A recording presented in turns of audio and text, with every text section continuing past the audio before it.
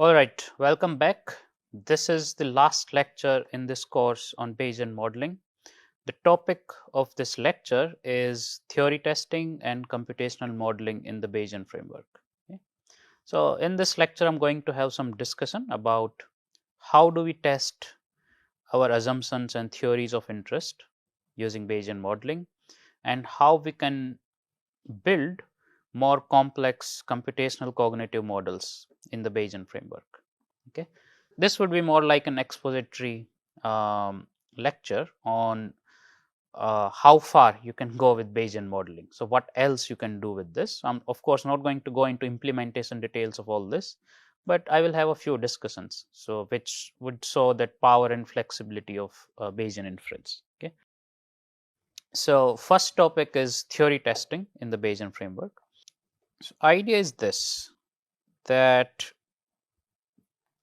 how do you test a theory? Okay, now in the frequentist framework, you often do, let's say, a t-test or a f-test, right? Or maybe you can do a likelihood ratio test, right, to compare models and to basically assess whether there is evidence for theory 1 compared to theory 2. Okay, so the usual approach in frequentist inference is this, that let's say you have two theories, theory 1, theory 2. Let's say these theories are verbally stated. For example, theory 1 says that there is no effect of frequency, and theory 2 says that there is an effect of word frequency. Okay, so this is an oversimplified statement, but let us assume these are your theories. There is no effect of frequency, there is an effect of word frequency. Usually theories are much like it could be a much bigger formalism, and this could be one of the hypotheses you derive from theory. Okay, but essentially in the frequentist framework you will need to further specify and derive some predictions or hypotheses of your interest.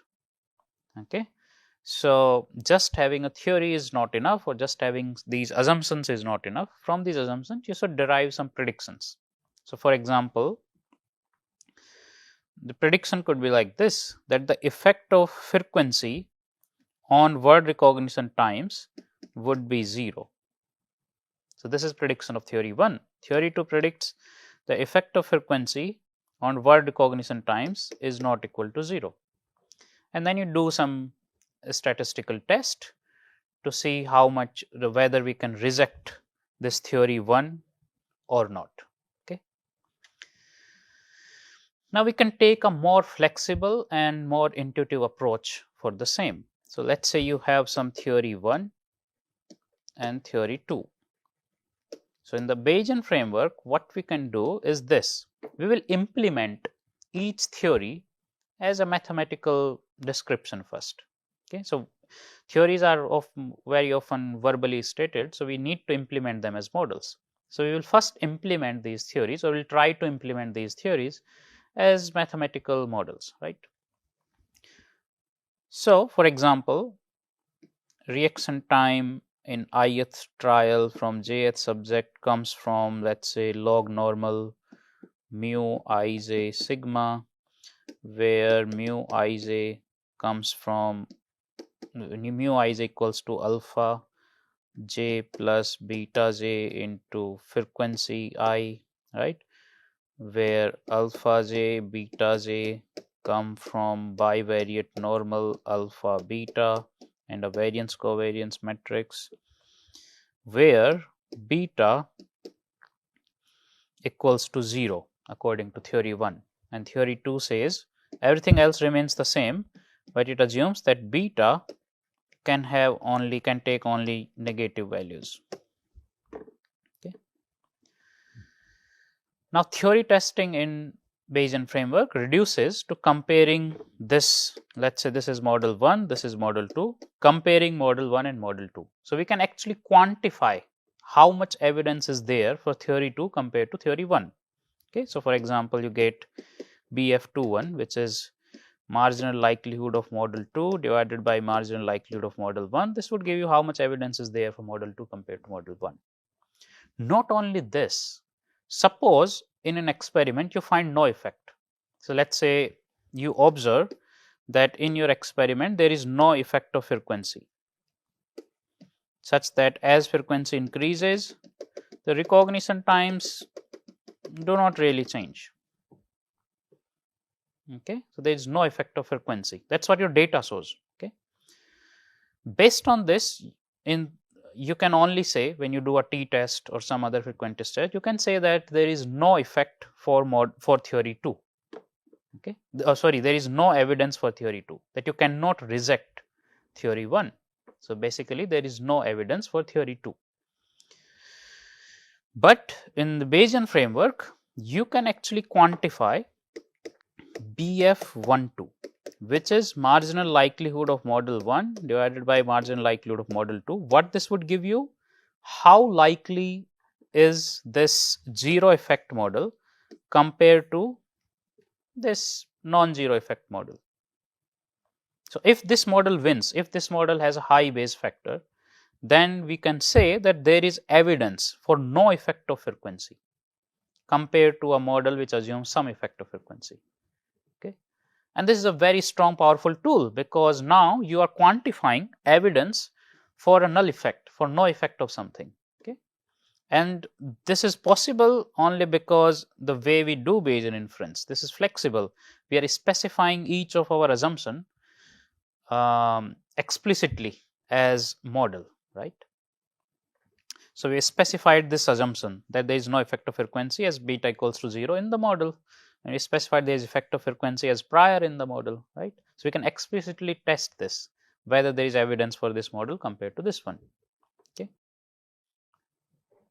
So, basically the key difference is that we are specifying the entire model, each and every assumption. Okay. Of course, there are other key differences. For example, these parameters are treated as random variables in the Bayesian framework, and the interpretation of probability is different. Okay. That I have discussed already. Okay. So, this is how we do theory testing in the Bayesian framework. Now, this can be applied for anything. So, this here I only have a regression model, but you can apply this to more complex cognitive models. So, let us say RTIJ comes from some complex process, let us say drift diffusion model with parameters,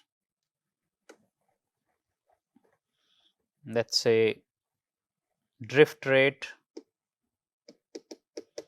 non-decision time, right, and boundary separation, let us say alpha. Okay. Such that drift rate is alpha j plus beta j into frequency I, so such that drift rate depends on frequency. Non-decision time is only differs across subjects, it does not depend on frequency, but it could differ across subjects. These are just assumptions. Okay. So, let us say tau tau, and alpha is some parameter which remains constant across subjects, which would have some prior like this. Okay.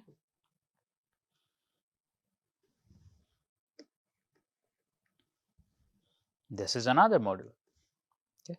Now, you can implement this, you can estimate parameters of the drift diffusion model, and you can do further model comparison with another model which assumes the same underlying process, but it differs in terms of whether drift rates are affected by frequency or not, or some other changes in this model. So, theory testing is actually very flexible in the Bayesian framework, precisely because you are explicitly specifying each and every assumption. Okay. That brings us to our second topic, which is computational modeling in the Bayesian framework. Okay.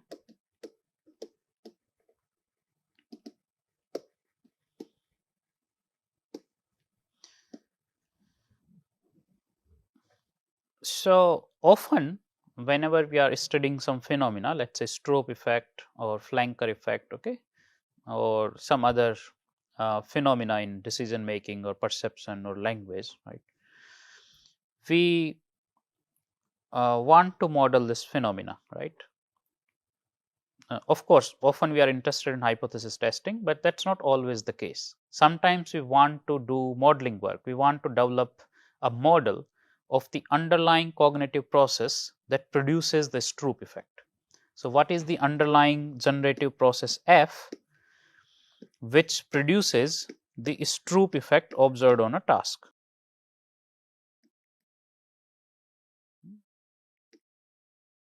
So, what is the underlying generative process that produces a Stroop effect?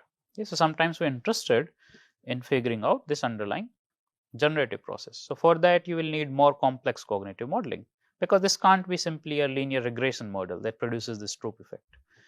Okay. So, and the literature would have some models already there and some new models that you might propose. Okay. And there could be just some verbally stated theories which you will need to implement as models. Okay. But how do I do this in the Bayesian framework? Okay. So, of course, the first step is always to write your model mathematically. So, let's say reaction time in ith trial comes from some function. This could be some likelihood function with parameters theta and phi, okay, where theta I is, let's say, a linear function of congruency and phi I is also a linear function of let's say congruency, right, and so on. So, you will have to specify your model. Once you have done that, how would you implement this? Now, you cannot implement this in BRMS, because BRMS only allows you to write a regression model, but this is not necessarily a regression model. This could be much more complex cognitive model. So, to deal with this, there are two ways. One, I mean, that's the most like a well established and popular way, is to use a programming, basically a sampler called STAN. So, it's called a probabilistic programming language, but it actually implements a parameter estimation sampler in the background, an HMC sampler in the background. This is actually the background algorithm of BRMS. Okay. So, what STAN does? So, in STAN, you can install this package in R or Python. It's available in both. So, in STAN, you specify the structure of your data. You specify what parameters you have in this model and if there are any constraints on these parameters. You specify your likelihood and prior assumptions. So, for example, you can directly write your assumptions like this, that let's say some parameter theta has this prior normal 0 2, phi has this prior normal 0 2, and then likelihood is like this, that RTI comes from this f of theta and phi like this. You can directly write your prior and likelihood statements. Okay, and here you would specify your parameters theta, phi. Here you would specify your data RT. So, you can take a look at a STAN.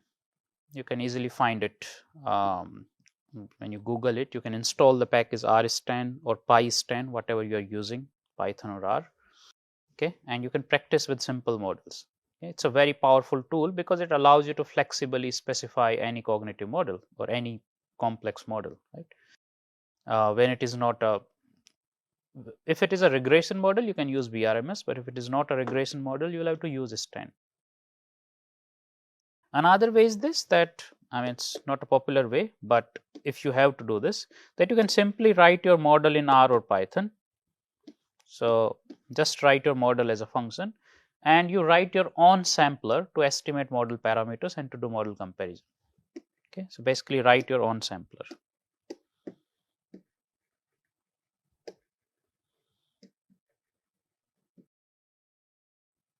Okay, what do I mean by sampler? We discussed these parameter estimation algorithms, MCMC, HMC. So, you can write your own sampler to estimate model parameters. This could be a difficult task. So, you might have to simplify the model or your sampler. Okay. But this is useful in a situation when the likelihood function is difficult to express. So when your likelihood function is not a proper probability distribution, when it is difficult to express it as a proper probability distribution. Okay. So when your likelihood function is difficult to express as a probability distribution, you cannot use this statement here. So that means you cannot use a stan. So stan requires the likelihood function.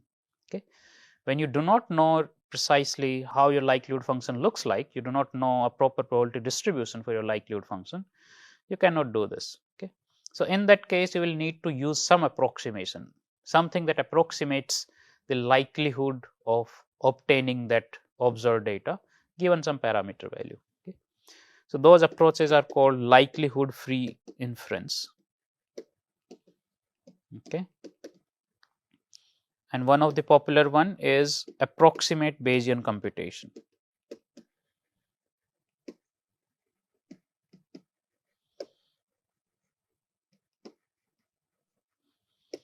Okay, called ABC. You can take a look at this.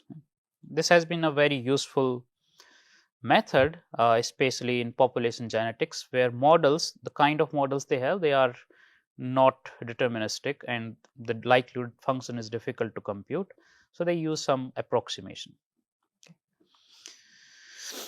So what this approach does, just to describe it briefly, you already have some observed data.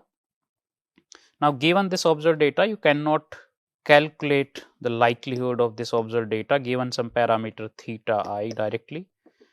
But what you can do, you can generate new data from the model conditional on theta I. So, let us say new data from the model is xsim I conditional on theta I. So, now you can compare observed and simulated data conditional on theta I. If their difference is small, that means theta I would have a higher likelihood. If their difference is large, then theta I is lower likelihood. So that's the basic idea. But you would have much more sophisticated algorithms for doing this. Okay. So this is all I wanted to tell you about theory testing and computational modeling in the Bayesian framework. You might have a couple of questions that you might wonder about, which is that why one should use Bayesian modeling at all? Why not use simple t-test or f-test or whatever frequentist tests you have been you have learned to use so far, right? Well, one of the strong reason to use Bayesian inference in the current context of how we are doing cognitive science is this, that often the kind of data we have, it's a low powered study, right? We have a small sample size, so it's a 30-40 subjects. With such a small sample size, a frequentist test might give you misleading conclusions. So for example, if you do the same experiment again, you won't get that conclusion. So when you do a frequentist test, it might give you a significant effect. Okay, if you do this, if you replicate the same experiment again, you might not get the significant effect, right? So that means your significant effect might be basically a false hit. Okay, why does this happen? Because in frequentist inference, your final result, whatever t value or p value you get, it only depends on the data. If that time the data says that there is some effect, it would show a significant effect. Okay, next time if data shows something else, it won't show a significant effect, right? So in a way, what you can say that frequentist approach is less conservative this way. Bayesian inference can be made more conservative. How? Because we have priors. So your priors, even if data is extremely suggesting that there is some effect of something, your prior would keep you conservative in making a claim whether there is evidence for something. Okay, so prior would pull you towards zero effect. Okay, if you specify prior that way. Also, not only that, you can specify different prior assumptions and you can quantify under which prior assumptions about the parameter you have some evidence for the effect of interest, right? So, under certain prior assumptions, there would be some evidence. For example, under the assumption that the effect size is very small, you might have some evidence. Under the assumption the effect size is large, you would not have any evidence, right? So, Bayesian inference is much more conservative than frequentist inference. So, you wouldn't you would make misleading conclusions less often in Bayesian inference compared to frequentist inference, which is a good thing. Okay, why it is a good thing? Maybe you won't be able to I don't know, publish that often. I don't think that's a big problem. You can still publish null results, right?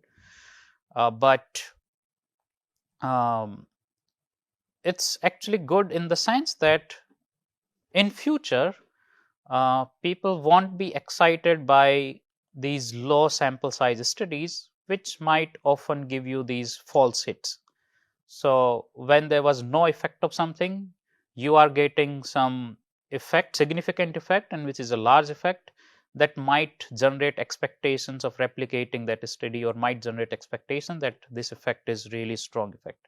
But that may be just some false hit. Right? In Bayesian inference, you would get much more conservative assessment. So, basically, it won't show you a significant effect of something, or won't show you evidence for something unless there is really something, right? So, you can so let's say so Bayesian inference does not entirely depend on data, it depends on your prior assumptions as well. Okay, that brings me to the criticism of Bayesian inference, which is that well, prior assumptions are subjective. People can specify different prior assumptions and they can arrive at different conclusions, which is true. But that would happen if people don't do it well, if they really specify only those prior assumptions which are likely to give them some significant result, right? But as we saw in practice, when we are computing Bayes factors, we always do a proper prior sensitivity analysis, and it is critical. So, you should check, you should quantify Bayes factor under different prior assumptions on your parameter of interest, which would clearly tell you that under which prior assumption there is evidence, under which prior assumption there is no evidence, and you should report all of these. You should report evidence against each prior assumption, not just those which are giving you significant effects. This is critical. Okay, so when someone would want to replicate, they can replicate this thing. Okay, so now this is not subjective anymore. All you are showing is that under different prior assumptions, how much evidence is there. Okay, that's it. And that brings me to third thing. So, which is that Bayesian inference is subjective in the sense that you have belief about your parameter of interest. Well, you do not need to see it as a belief. You can look at it as one of the assumptions, in the same way as likelihood is one of the assumption. You have likelihood assumption, right? You have likelihood assumption in frequentist inference as well as Bayesian inference. You assume that there is some underlying generative process that gives you this data. So, you make this likelihood assumption everywhere. In Bayesian inference, you make an additional assumption, which is the prior assumption. So, you do not need to necessarily look at it as a belief. Okay. So, for prior assumption, you can use whatever prior information you have about that parameter of interest. Okay. So, whatever information you have from previous studies about the parameter of interest, you can use it as your prior assumption. Also, you can specify, let's say, 6-7 prior assumptions under which you can test, you can quantify how much evidence is there. Okay. So, the point is, Bayesian inference is just making your assumptions much more explicit. Okay. Assumptions are there even in frequentist framework, but they are implicit. So, Bayesian inference makes these assumptions explicit, and it basically specifies each and everything as assumptions. Okay. So, if there is some prior information, it will use it as assumptions, right? Your beliefs, it will use them as assumptions, right? And you can quantify evidence given different assumptions. Right? So you can specify your assumptions as a proper Bayesian model, and you can test it against some competing set of assumptions. So that's the idea. Okay. So again, coming back to the point, which one should you use, frequentist inference or Bayesian inference?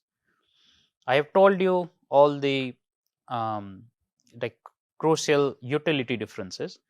Okay, one important utility difference which I discussed a couple of times in this lecture, in this course, was that you can actually quantify evidence for no effect of something. You can quantify evidence for null effect, which you can't do in frequentist framework, right? That's a big positive for frequentist, for Bayesian inference. Okay, so whenever you want to show or quantify evidence for no effect of some factor, right, for no effect of something, you will have to do Bayes factor comparison. All right, so which one should we use then? Okay, so actually that will depend on your hypothesis of interest and kind of data you have, right? If, for example, you have a large data set, so let's say you have collected your data from 150, 200 subjects, then it absolutely doesn't matter whether you use frequentist inference or Bayesian inference, it would give you same results. Because when you have a large data set, your priors wouldn't have any effect at all.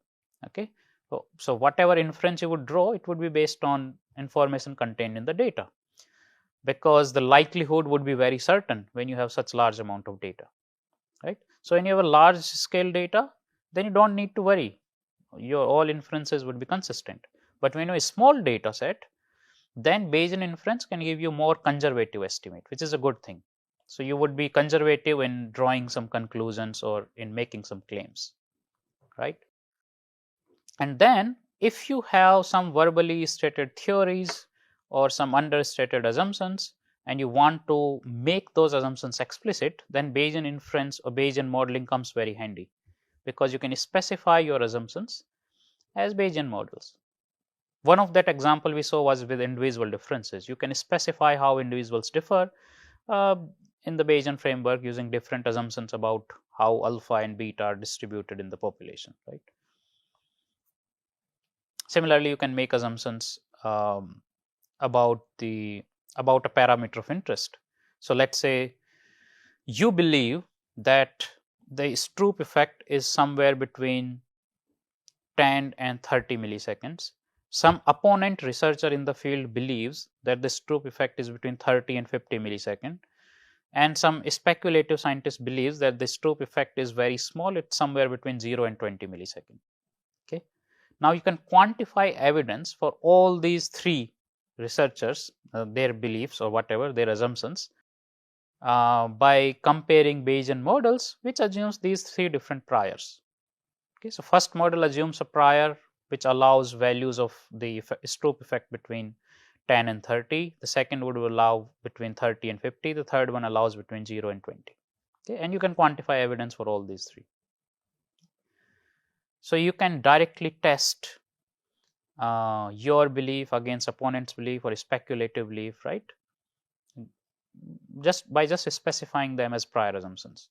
So that's the power of having these prior beliefs in the Bayesian framework, because it allows you to quantify evidence under different prior assumptions about parameter of interest.